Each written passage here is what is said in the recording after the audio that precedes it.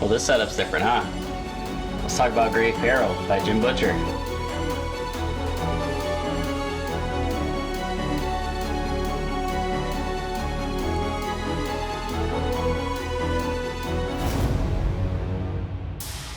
So welcome back to the channel, everybody. I decided for this video that it was getting a little stale just kind of sitting at my desk, and I wanted to try something else. So I switched up the camera position, my mic position, and now I'm standing in front of the bookcase.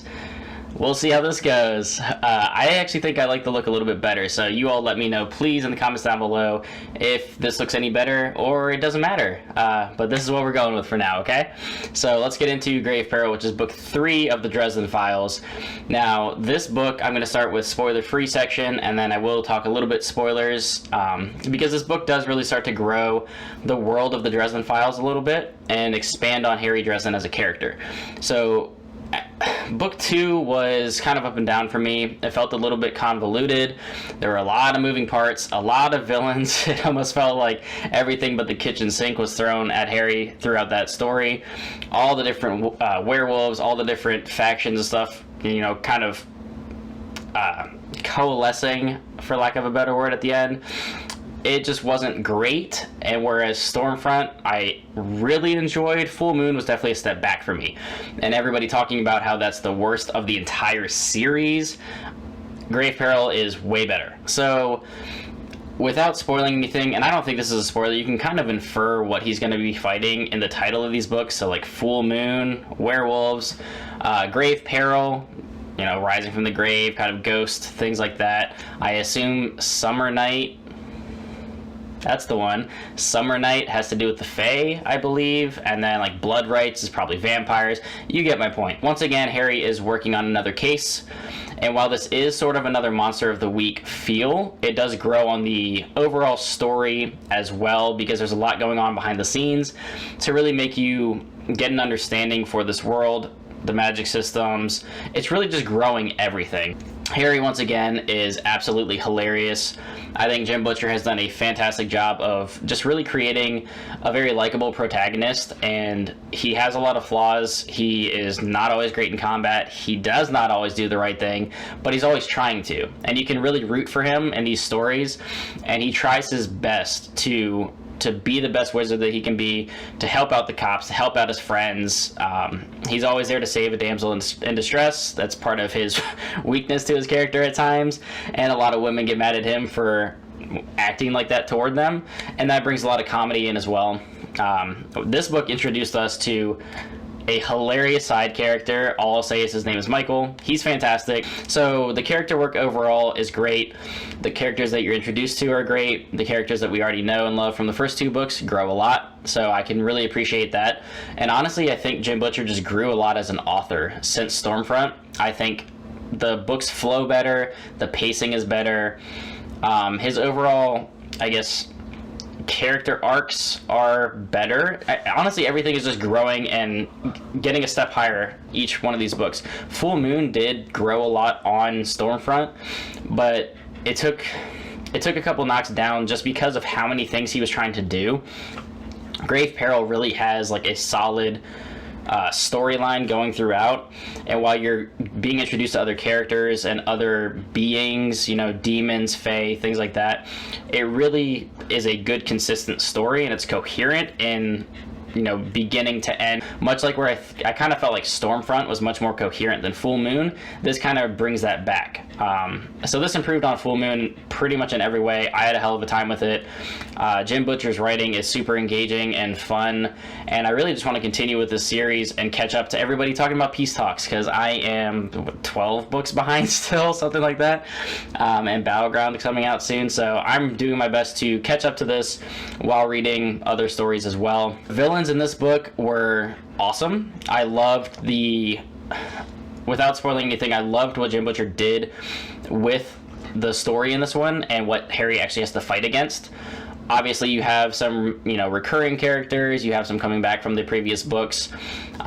Things that actually happen in previous books are referenced or come back. You know, it pays off in this book, I guess I could say. So it's good to see that he's really following up on these different strands that he began to weave in book 1.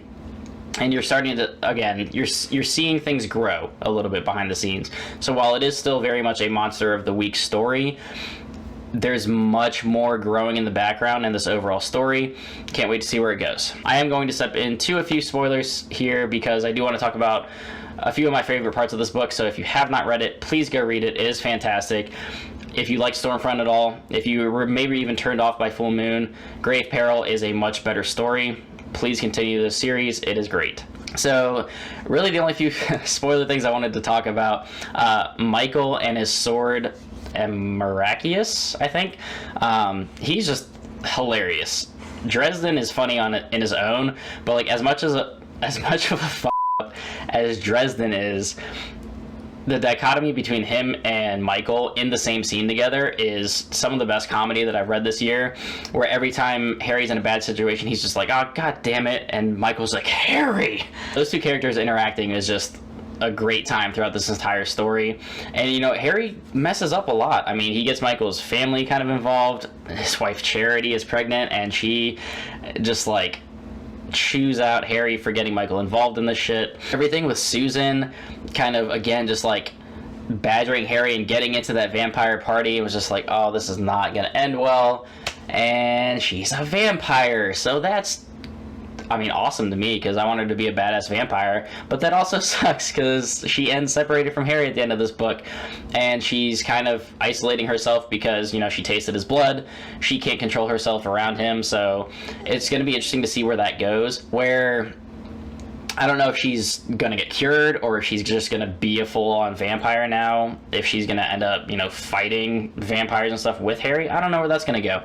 Curious to see what happens there. Harry wholeheartedly pissed off his godmother. Like, she is furious with him. He keeps finding loopholes in their pacts and breaking his word against her. I feel like since Summer Night, everybody says about the Fae, it's going to revolve heavily around her. Harry is in some shit with the Fae. I'll just put it that way, because they're mad, they're powerful, and Harry's pissing a lot of people off. Speaking of pissing people off, like the Vampire Council and the White Council are now at war, basically, because of Harry.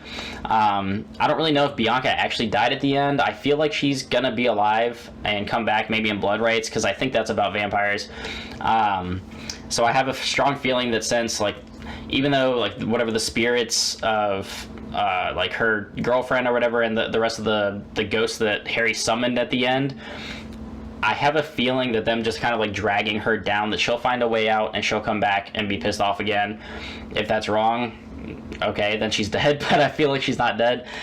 Speaking of that last scene, Harry just, like, when he rips apart, was it Kratos? Yeah, Kravos. When he tears him up and gets his power and just kind of like walks out in the hallway, kills the two vampire brother and sisters, like torches them, and then walks into Bianca's chamber, and it's just like, okay, Bianca, 12 vampires, whatever, 6 bodyguards with guns. They all start shooting him, and it was like that scene in The Matrix when Neo's just like, stop, and the bullets are just like hitting his barrier. And then just like they take off running, all the vampires attack him, he's just torching people left and right, and that whole scene was awesome.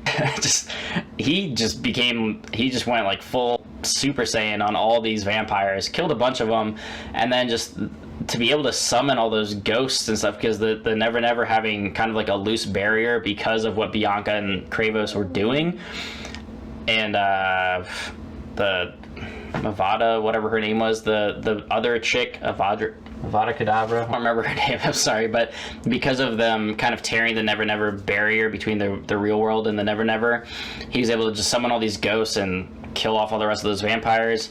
That was super cool. But I mean, just overall, the story was great in this one. The battles that Harry gets in are awesome. He still gets his ass kicked a bunch in his dreams, in the real world, by vampires, by demons, by ghosts. I mean, he's just... Harry's rough, man. He is just not in a good place in some of this. But like I said, like, Michael was a hilarious character to introduce, and him and Harry in these scenes, especially like when Michael's with Thomas and they get out of the Never Never and they walk into a gentleman's club, as Thomas called it, and Michael is just appalled that it exists, and just, they're wild characters. I loved Michael through this entire book. And just, I mean, even in the beginning, like him and Harry walking into a hospital to fight a ghost. This dude's dressed like a knight. He's got a sword. Harry's got his hat and his, duster on. Like, just picturing this is just hilarious. And, okay, Harry's costume at the masquerade ball when he shows up as a vampire. He's got like fake blood dripping from his mouth. He's got fake fangs in. This dude was he had white face paint on. This dude is so hilarious and stupid, and it's just like, oh, I love it. I love it, man. It was so much fun. It was hilarious. I'm really liking where this is going. I want to see more of the Never Never. I want to see the overall story. I want to see what's going on with his godmother and what he's going to get into next, because he keeps getting one up on her. It's going to come back and bite him in the ass, obviously. So I don't know, man. I will get to Summer Night soon. I do need to get back to Wheel of Time though, so I'm going to jump into Fires of Heaven, and then I will be circling back to Summer Night. But yeah, this is a 5 out of 5 for me. This was a hell of a lot of fun. I loved every second of it. Let me know your thoughts on it. If you have read the Dresden Files, if between Stormfront, Full Moon, and Grave Peril, what's your favorite? Who's your favorite character? What's your favorite scene if you had to pick one? I would love to hear your thoughts on the books. Just drop in the comments down below. Let me know your thoughts. And until next time, everybody, keep reading.